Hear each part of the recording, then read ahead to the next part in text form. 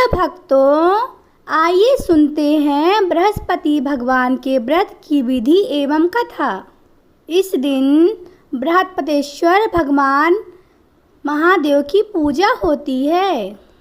दिन में एक समय ही भोजन करें, पीले वस्त्र धारण करें, पीले पुष्पों को धारण करें।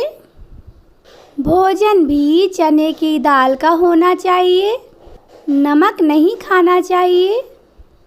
पीले रंग का फूल, चने की दाल, पीले कपड़े तथा चंदन से पूजा करनी चाहिए।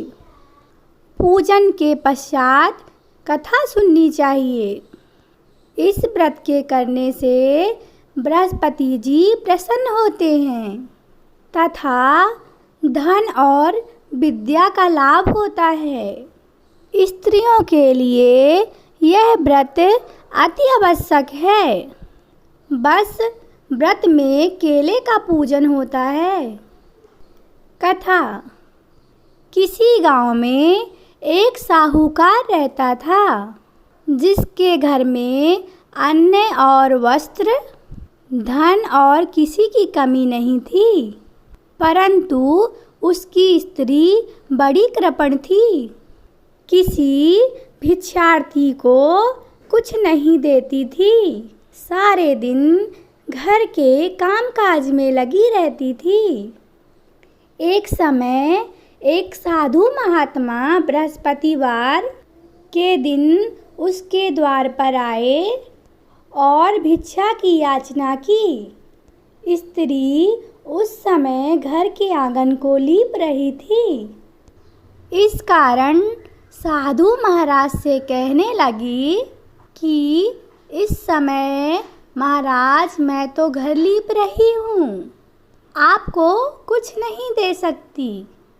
फिर किसी अवकाश के समय आना। साधु महात्मा खाली हाथ चले गए।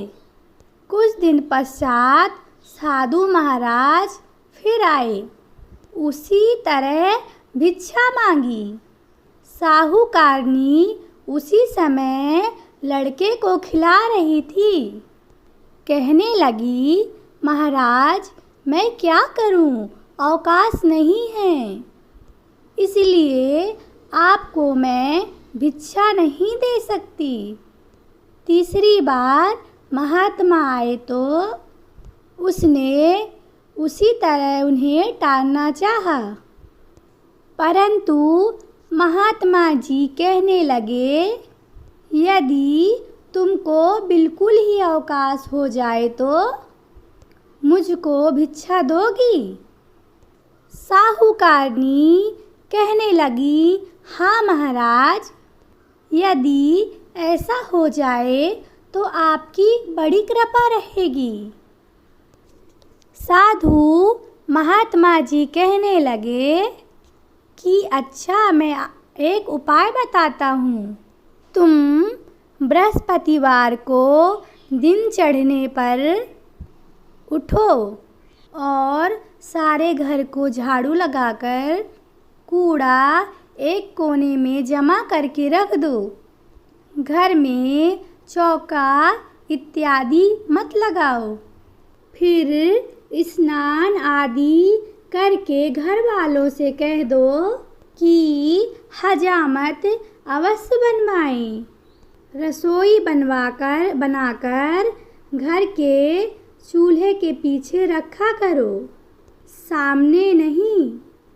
सायंकाल को अंधेरा होने के बाद दीपक जलाओ तथा बृहस्पतिवार को पीले वस्त्र धारण नहीं करो, ना पीले रंग की चीज़ों का भोजन ग्रहण करो। यदि ऐसा करोगी तो तुम्हें घर का कोई काम नहीं करना पड़ेगा। साहूकारनी ने ऐसा ही किया। बृहस्पतिवार को दिन चढ़ने पर उठी, झाड़ू लगाकर कूड़े को घर में एक जगह जमा कर दिया। पुरुषों ने हजामत बनवाई। भोजन बनाकर चूल्हे के पीछे रखा। वह सब बृहस्पतिवारों को ऐसा ही करने लगी। अब कुछ काल बाद उसके घर में खाने को दाना भी न रहा। थोड़े दिनों में महात्मा फिर आए, भिक्षा मांगी, परंतु जेठानी ने कहा, महाराज, मेरे घर में खाने का अन्न नहीं है, आपको क्या दे सकती हूँ। तब महात्मा ने कहा कि जब तुम्हारे पास सब कुछ था तब भी तुम कुछ नहीं देती थी, अब पूरा पूरा अवकाश है तब भी तुम कुछ नहीं दे रही हो। तुम क्या चाहती हो वह कहो। तब जेठानी ने हाथ जोड़कर प्रार्थना की, अब कोई ऐसा उपाय बताइए कि मेरे पहले जैसा धन्य धान्य हो जाए। अब मैं प्रतिज्ञा करती हूँ कि अवश्य आप जैसा कहेंगे मैं वैसा ही करूँगी। तब महात्मा जी ने कहा, बृहस्पतिवार को प्रातःकाल उठकर स्नान आदि निवृत्त होकर गौ के गोबर से लीपो घर को, तथा घर के पुरुष हजामत ना बनवाएं। भूखों को अन्न जल देती रहा करो। ठीक सायकाल दीपक जलाओ। यदि ऐसा करोगी तो तुम्हारी सभी मनोकामनाएं भगवान बृहस्पति जी की कृपा से पूर्ण होंगी। जेठानी ने ऐसा ही किया और उसके घर में धन्य धान वैसा ही हो गया जैसा कि पहले था। इस प्रकार भगवान बृहस्पति जी की कृपा से अनेक प्रकार के सुख भोग कर दीर्घ काल तक जीवित रही। कथा का भाग 2। एक दिन इंद्र बड़े अहंकार से अपने सिंहासन पर बैठे थे और बहुत से देवता, ऋषि, गंधर्व, किन्नर आदि सभा में उपस्थित थे। जिस समय बृहस्पति जी वहाँ पर आए तो सब के सब उनके सम्मान के लिए खड़े हो गए, परंतु इंद्र गर्व के कारण खड़ा न हुआ। यद्यपि वह सदैव उनका आदर किया करता था। बृहस्पति जी अनादर समझते हुए वहाँ से उठकर चले गए। तब इंद्र को शौक हुआ कि देखो, मैंने गुरु जी का अनादर कर दिया, मुझसे बड़ी भारी भूल हो गई। गुरु जी के आशीर्वाद से मुझे यह वैभव मिला है, उनके क्रोध से सब नष्ट हो जाएगा, इसलिए उनके पास जाके उनसे क्षमा मांगनी चाहिए, जिससे उनका क्रोध शांत हो जाए और मेरा कल्याण होवे। ऐसा विचार कर इंद्र उनके स्थान पर गए। जब बृहस्पति जी ने अपने योग बल से यह जान लिया इंद्र क्षमा मांगने के लिए यहाँ आ रहा है, तब क्रोधवश उनसे भेंट ना करने का उचित ना समझकर अंतर्ध्यान हो गए। जब इंद्र ने बृहस्पति जी को घर में ना देखा, तब वह निराश होकर लौट गए। जब दैत्यों के राजा वृषवर्मा को यह समाचार विदित हुआ, तो उसने गुरु शुक्राचार्य की आज्ञा से इंद्रपुरी को चारों तरफ से घेर लिया। गुरु की कृपा न होने के कारण देवता हारने व मार खाने लगे। तब उन्होंने ब्रह्मा जी को विनय पूर्वक सब वृत्तांत सुनाया और कहा, महाराज, दैत्यों से किसी प्रकार बचाइए। तब ब्रह्मा जी कहने लगे, तुमसे बड़ा अपराध हुआ है जो गुरुदेव को क्रोधित किया है। अब तुम्हारा कल्याण इसी में हो सकता है कि त्वष्टा ब्राह्मण का पुत्र विश्वरूपा बड़ा तपस्वी और ज्ञानी है, उसे अपना पुरोहित बनाओ तो तुम्हारा कल्याण हो सकता है। यह वचन सुनते ही इंद्र त्वष्टा के पास गए और बड़े विनीत भाव से त्वष्टा से कहने लगे कि आप हमारे पुरोहित बनिए जिससे हमारा कल्याण हो। तब त्वष्टा ने उत्तर दिया कि पुरोहित बनने से तपोबल घट जाता है, परंतु तुम बहुत विनती करते हो, इसलिए मेरा पुत्र विश्वरूपा तुम्हारा पुरोहित बनकर तुम्हारी रक्षा करेगा।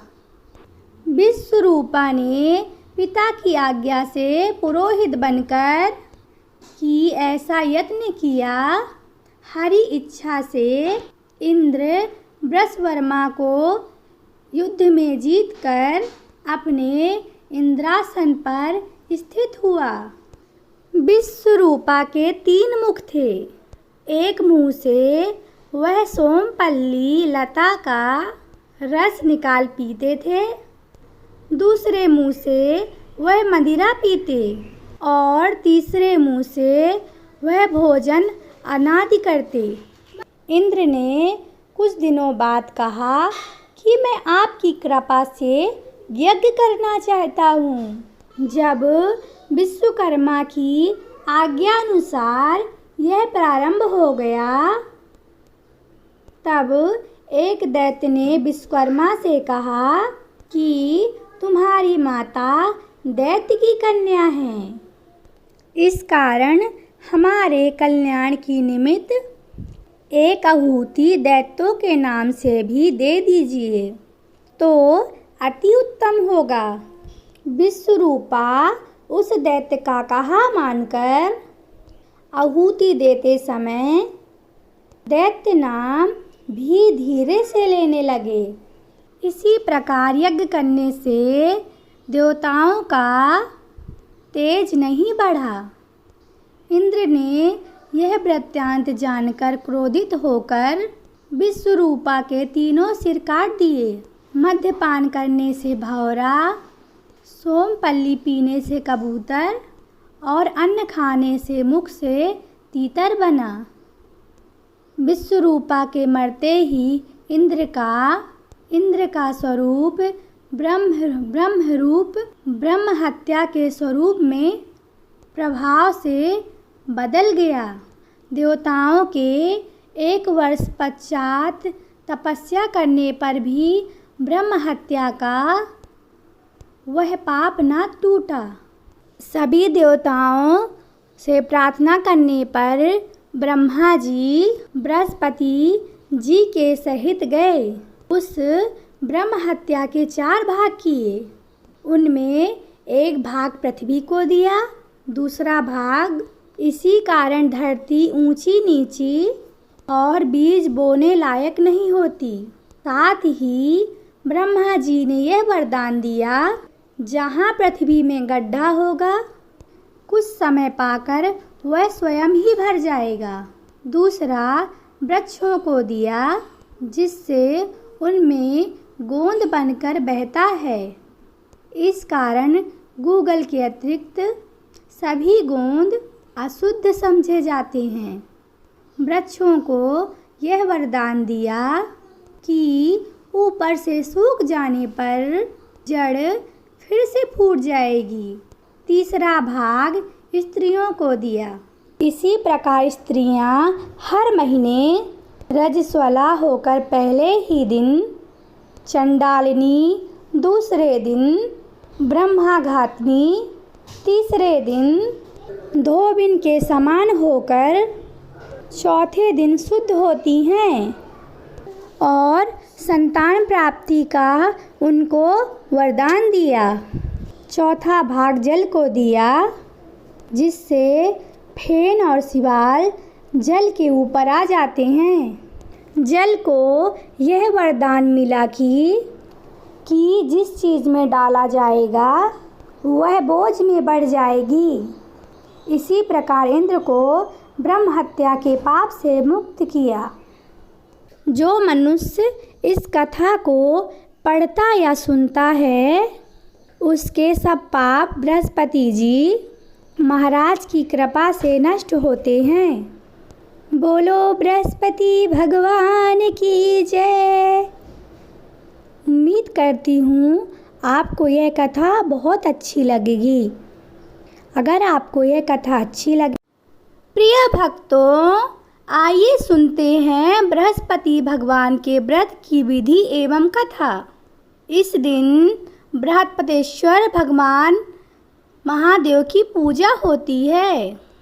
दिन में एक समय ही भोजन करें, पीले वस्त्र धारण करें, पीले पुष्पों को धारण करें। भोजन भी चने की दाल का होना चाहिए, नमक नहीं खाना चाहिए।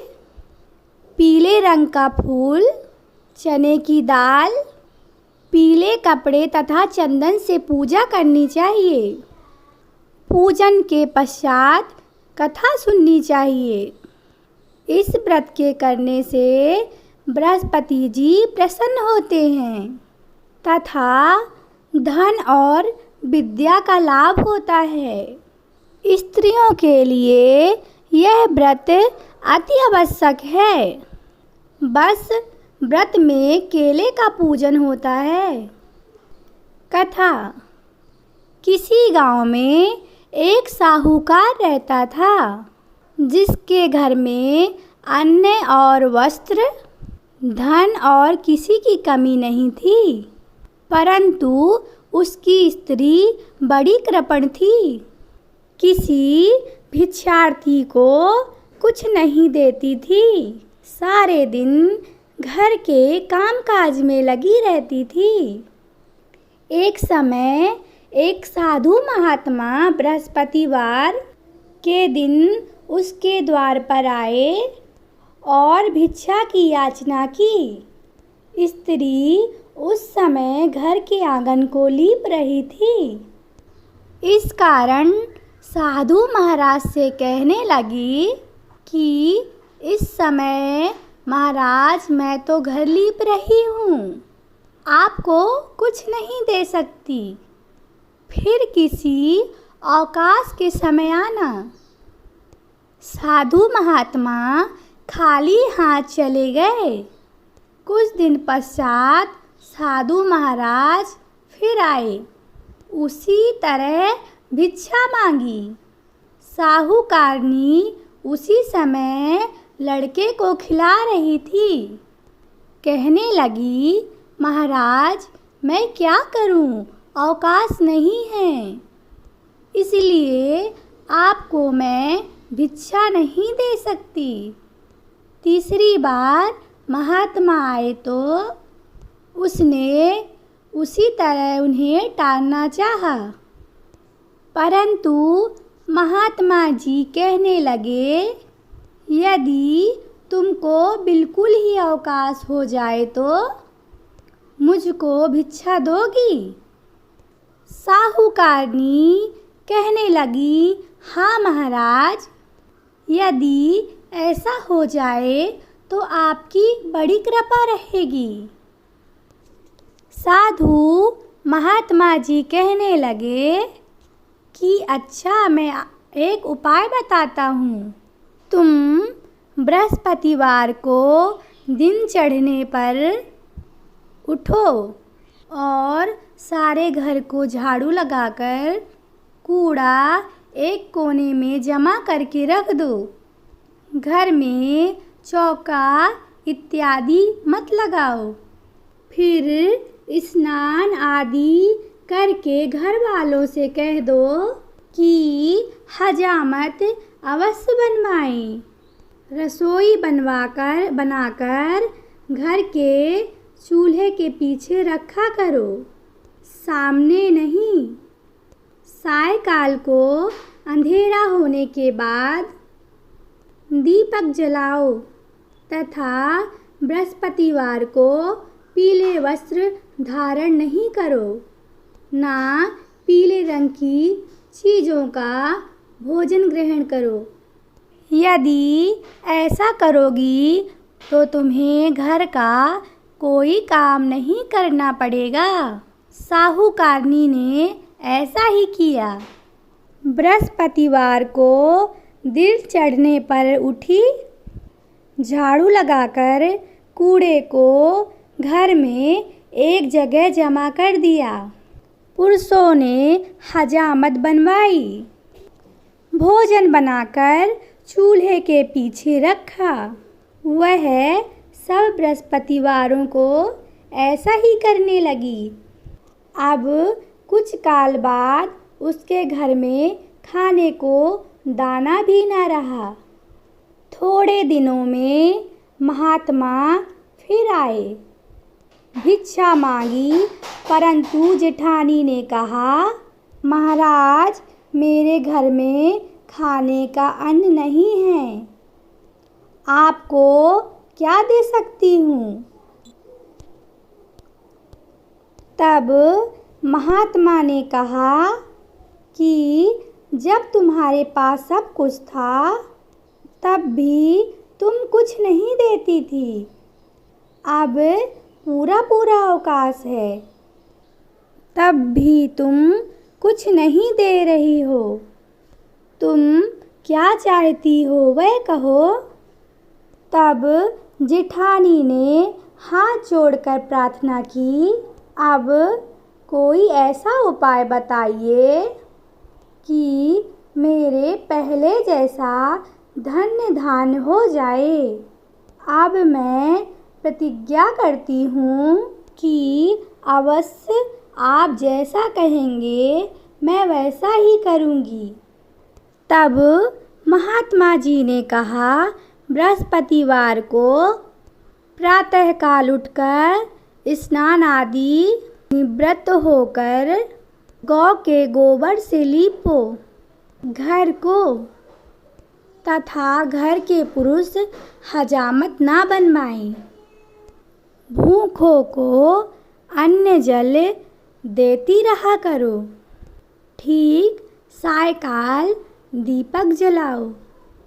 यदि ऐसा करोगी तो तुम्हारी सभी मनोकामनाएं भगवान बृहस्पति जी की कृपा से पूर्ण होंगी।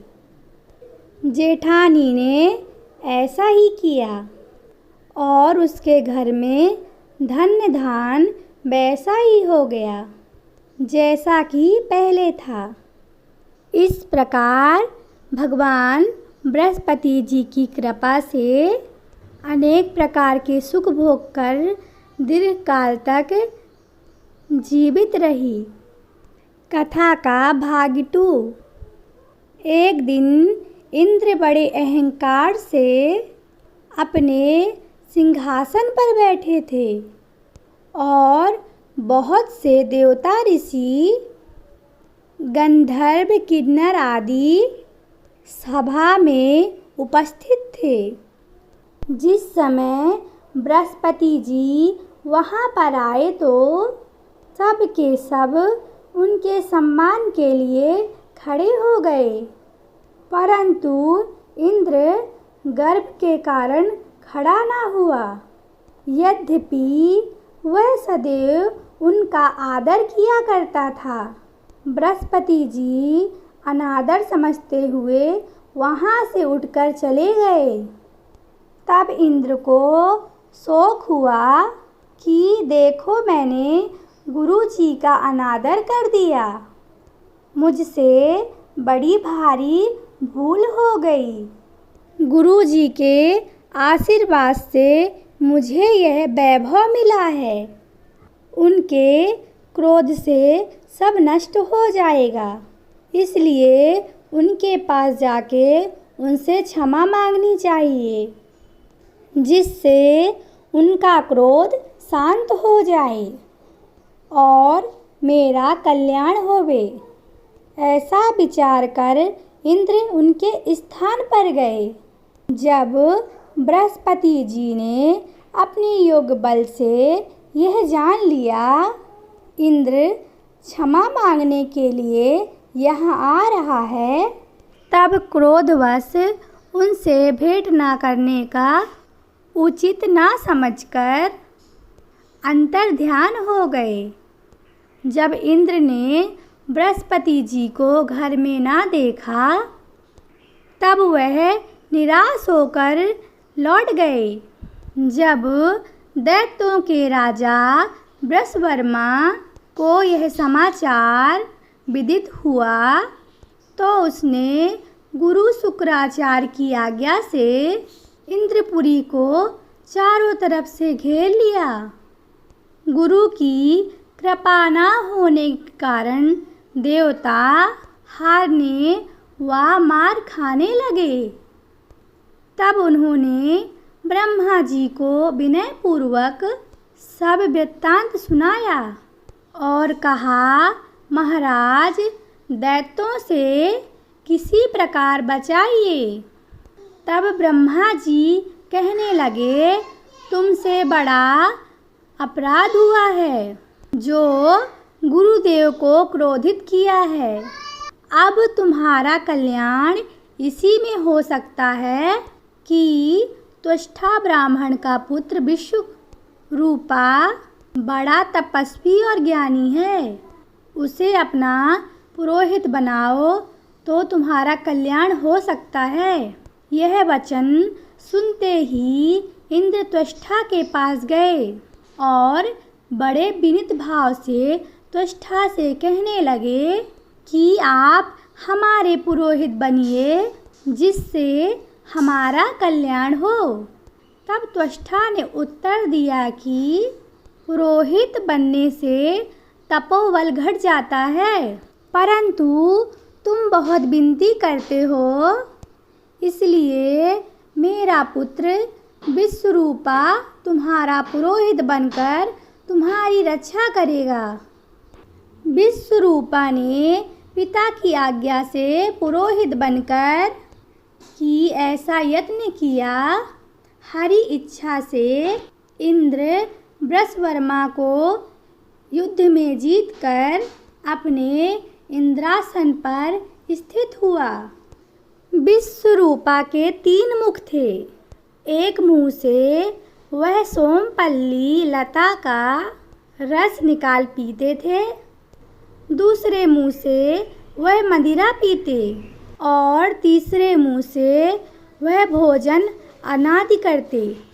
इंद्र ने कुछ दिनों बाद कहा कि मैं आपकी कृपा से यज्ञ करना चाहता हूँ।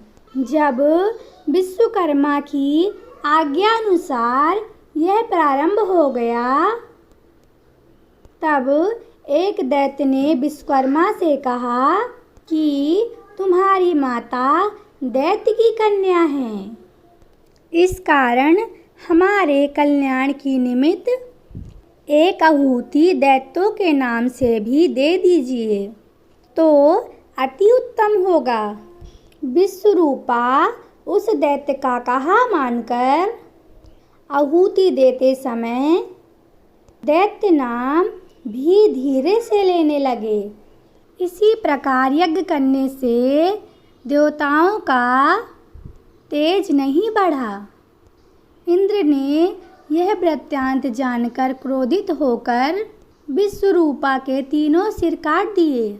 मद्यपान करने से भौरा, सोमपल्ली पीने से कबूतर और अन्न खाने से मुख से तीतर बना।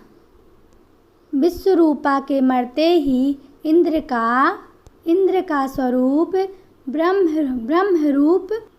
हत्या के स्वरूप में प्रभाव से बदल गया। देवताओं के 1 वर्ष पश्चात तपस्या करने पर भी ब्रह्म हत्या का वह पाप न टूटा। सभी देवताओं से प्रार्थना करने पर ब्रह्मा जी बृहस्पति जी के सहित गए। उस ब्रह्म हत्या के 4 भाग किए। उनमें एक भाग पृथ्वी को दिया, दूसरा भाग इसी कारण धरती ऊंची नीची और बीज बोने लायक नहीं होती। साथ ही ब्रह्मा जी ने यह वरदान दिया, जहाँ पृथ्वी में गड्ढा होगा कुछ समय पाकर वह स्वयं ही भर जाएगा। दूसरा वृक्षों को दिया, जिससे उनमें गोंद बनकर बहता है। इस कारण गूगल के अतिरिक्त सभी गोंद अशुद्ध समझे जाते हैं। वृक्षों को यह वरदान दिया कि ऊपर से सूख जाने पर जड़ फिर से फूट जाएगी। तीसरा भाग स्त्रियों को दिया। इसी प्रकार स्त्रियां हर महीने रजस्वला होकर पहले ही दिन चंडालिनी, दूसरे दिन ब्रह्माघातिनी, तीसरे दिन धोबिन के समान होकर चौथे दिन शुद्ध होती हैं और संतान प्राप्ति का उनको वरदान दिया। चौथा भाग जल को दिया, जिससे फेन और शिवाल जल के ऊपर आ जाते हैं। जल को यह वरदान मिला कि जिस चीज़ में डाला जाएगा वह बोझ में बढ़ जाएगी। इसी प्रकार इंद्र को ब्रह्म हत्या के पाप से मुक्त किया। जो मनुष्य इस कथा को पढ़ता या सुनता है, उसके सब पाप बृहस्पति जी महाराज की कृपा से नष्ट होते हैं। बोलो बृहस्पति भगवान की जय।